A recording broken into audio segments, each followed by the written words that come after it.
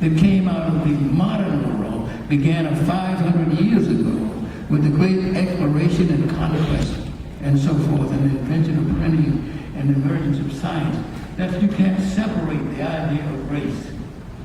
Race, at bottom, we've traced it etymologically, and it means something like roots of a thing.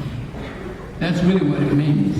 Raza, roots, as the Hispanic people say. It means race. It means roots. That's what Chicanos say. We're Razas, we're not just Hispanic, we're not just Mexican. We belong to Chicano. The Raza. It's different. Those are the original people of the land. You see? The Spanish are not the original people. Without a myth, the Portuguese are not the original people. The English are not the original people. The original people are Powhatans. That's Pocahontas' people. You heard of Pocahontas? Okay. We got to deal with that. We've got to understand that. The founding fathers were great people in their own right, but they were flawed, like any human being. They made mistakes when they founded this great republic. And they made it, two things caused this thing of racism. And all of you, particularly people who are new to America, trying to understand, you've got to deal with two huge questions. You first have to deal with the indigenous people of this land, the people we're taught to call Indians, who don't call themselves Indians, which is interesting. And the people who we're taught to call Negro or Black or African American or whatever.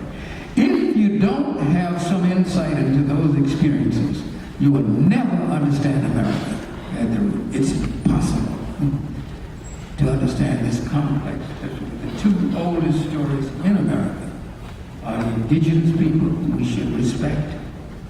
You know, we don't know anything about them. We go to bargaining. We ride in canoes. We go to Democratic caucus. All those are Native American words. We eat sabotage. You know, we've got to understand that.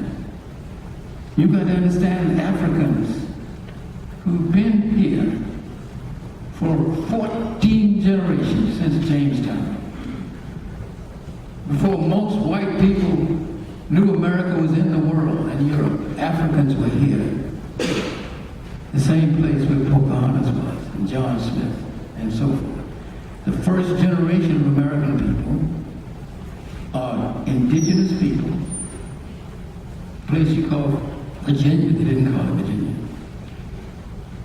A handful of English-speaking people from Europe, not white people. English. That's the people who were Protestants, not Catholics, and who brought common law to this country. And then Africans, a complex of variety of ethnicities and nationalities who were fused into the people you call African American.